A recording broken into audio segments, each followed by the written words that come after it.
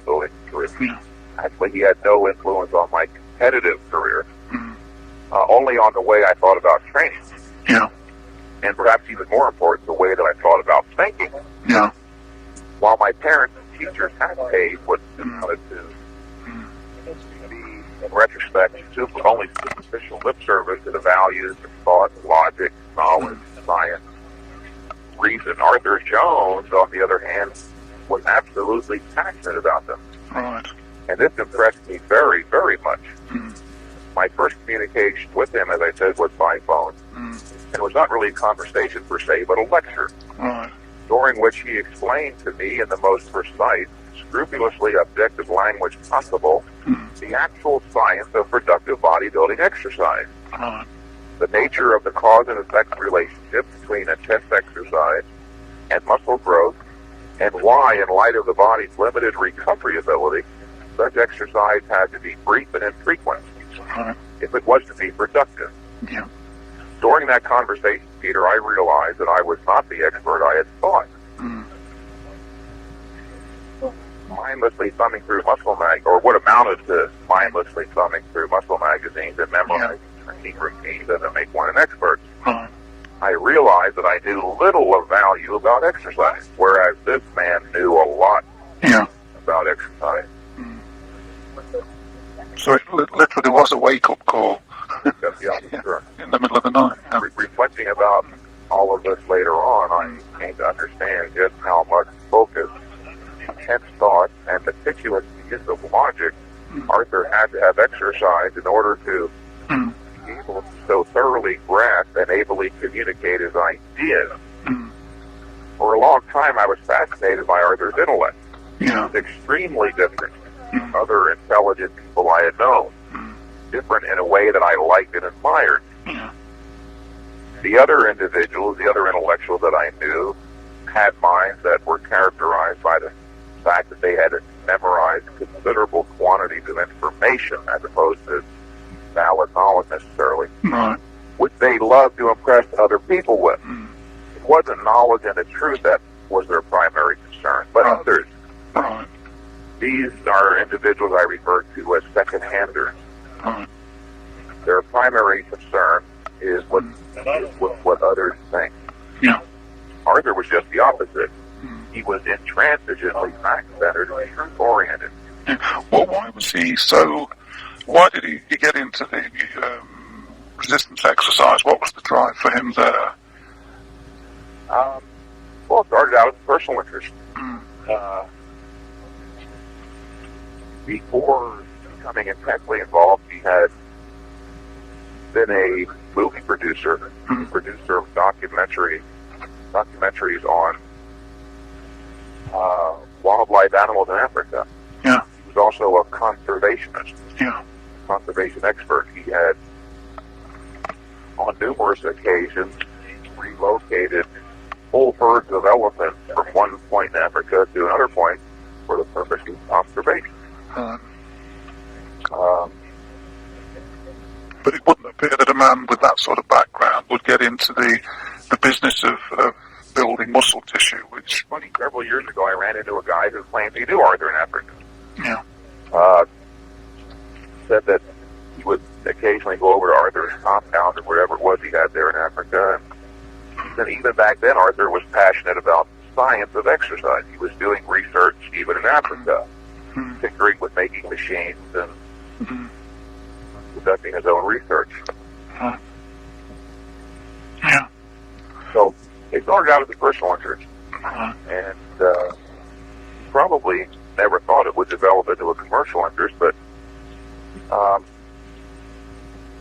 in the late 60s and early 70s, bodybuilding and fitness did begin to flourish. And as his movie-producing career in Africa was over, he was driven out by the state of Rhodesia, I understand. He had to look for another line of work. Yeah. And he developed the first Nautilus machine and was surprised by how well it was received, and then started writing and advertising an Ironman, and was even more surprised by how well that was received, and the rest is history. Right, yeah. So from that telephone conversation in the middle of the night, what was the next step in your relationship with Arthur? When did you sort of start training with those principles? Almost immediately. Curious, I've thought about this recently as I see this phenomenon with many of the individuals I communicate with on a daily basis.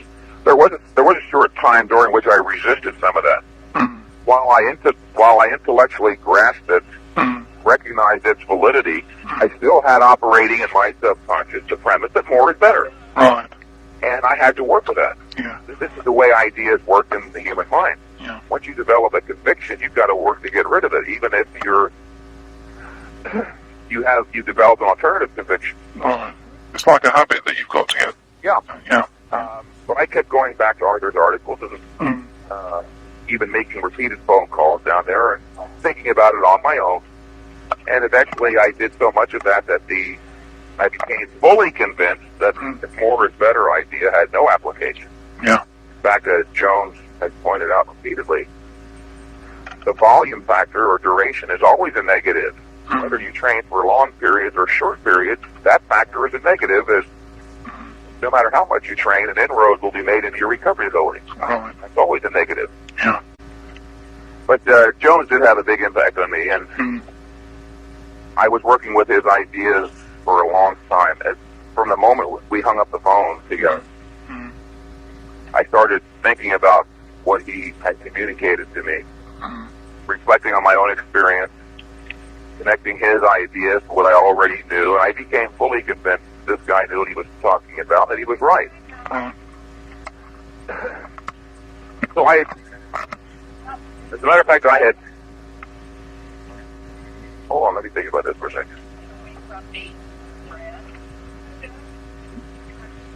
No, I was not using, I thought perhaps I was using high-intensity stuff already for the 71 America, but I was not. No.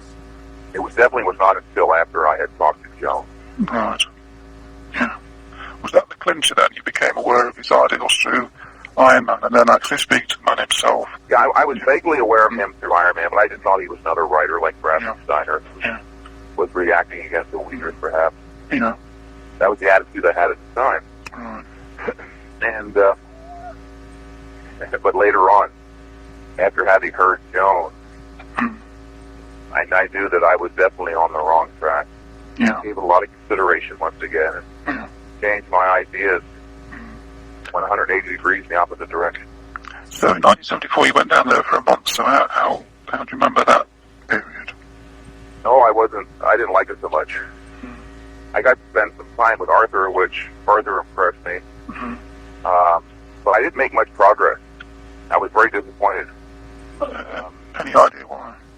Well, prior to going down there, I had spent quite a bit of time fasting and losing a lot of fat that I had gained. And I think that left me in a weakened condition. Yeah.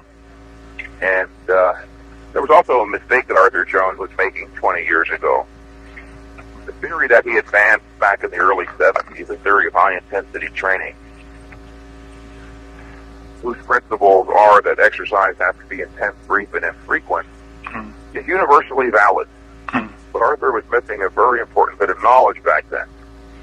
And that is the fact that there does exist a wide range of variation among individuals with regards to exercise tolerance.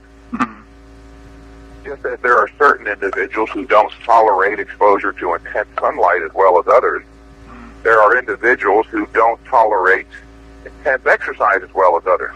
Right. Those are both genetic traits. As I wrote in my new heavy-duty book, all genetic traits are expressed across a broad continuum. Yeah. Most directly perceivable is height. In regards to height, you've got midgets at one end and the giants of the NBA at the other end of the continuum. Right. With regards to intelligence, you've got morons at the far left and geniuses at the far right, everything in between. Then again, you've got light-skinned individuals who don't tolerate exposure to high-intensity sunlight as well as certain darker skin types too. Well, Arthur didn't know that there does exist a wide range of variation among individuals with regards to exercise tolerance. This led him to issue what was intended as a universal surefire training prescription. Everybody trains a full body 3 days a week. Yeah. Compared to all the other training methods being espoused at the time, that certainly seemed brief and infrequent. Yeah. But for many individuals, that literally amounted to gross overtraining. Mm-hmm. Therefore, a lot of the people who tried high-intensity training back in the 70s didn't make the progress they should have, Yeah. had they had this one bit of crucial knowledge. As a result, theory fell into disrepute. Didn't catch on the way it should have. Yeah. But now I think Arthur does understand, and I understand very clearly that fact all has to be applied to individuals' training programs. When did you pick that up as it applied to you? You know, you didn't make the progress that you thought you might have done or hoped for. Back then? Yeah. When did you sort of work that out and formulate the answer, as it were? Well, I attributed that primarily to the fact that I was in a weakened condition as a result of this extensive period of dieting and even fasting. I remember when I was down there, especially in the early first week or two, I felt weak and I looked weak. I had lost a lot of weight, muscle, my neck looked scrawny. I didn't feel good working out. I didn't adjust the situation psychologically very well either. I was very involved with a young lady back in Washington, D.C., and was not she wasn't urging me to go back, but I missed her, and Yeah. my heart wasn't into it. Right. But that did not cause me to become discouraged and lose sight of the validity of the theory of high-intensity training. Yeah. I did go back and got settled down and got things together and tried it again, and it did work. Yeah. Yeah.